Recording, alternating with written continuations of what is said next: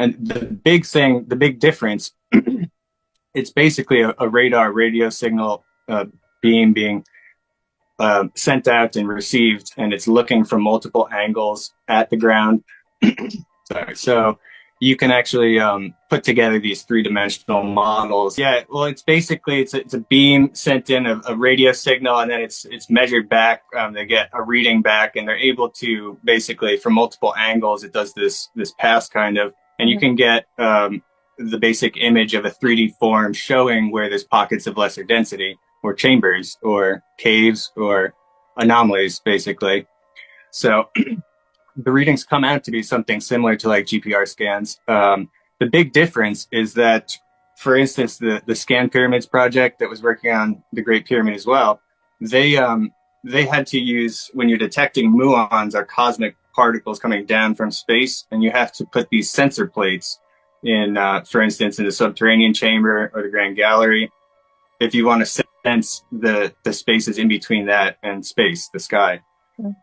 With this new method, you don't need that. So you can actually scan way deep down to a place you haven't already gotten down to put the plates, you know. So this is 100% no on-site access needed, no permits needed, no media censorship needed. They're completely independent team doing this without even having to set foot in Giza. And the peer-reviewed paper, because obviously there's a bit of confusion because they put one out in 2022, and so people are going, do they have like, or do you know when the paper for this is going to be coming out? There is going to be a paper, because obviously people sometimes people just need a paper. They will not look at it unless there's a paper.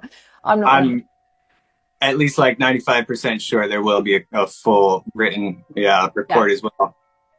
It'll probably come out soon with the conference. They're working on translating it all because they want to have it all in English for this premiere.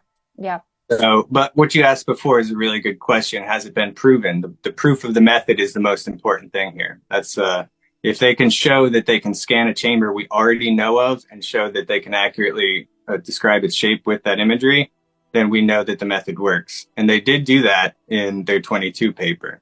And so this is the reason why I'm very, very have a lot of faith that they're going to do it again this time. Be completely thorough, give the proof to the method, show that the technology works by showing us something we already know, or they could do it to the Osiris shaft or something like that. Yes, that would be good because we know accurately the Osiris shaft. So because does the 2022 paper it shows the void, which they also verified from the separate pyramid scan project. So they both found void in like the same. You can see the Scan Pyramids project has been working there since like 2016, and they, in all that time, with their muon scanning, thermal imaging, all the techniques they were using, they only really showed us a couple hazy zones that likely had voids. The one above the Grand Gallery and the North Face corridor, which they've since showed endoscope camera footage of.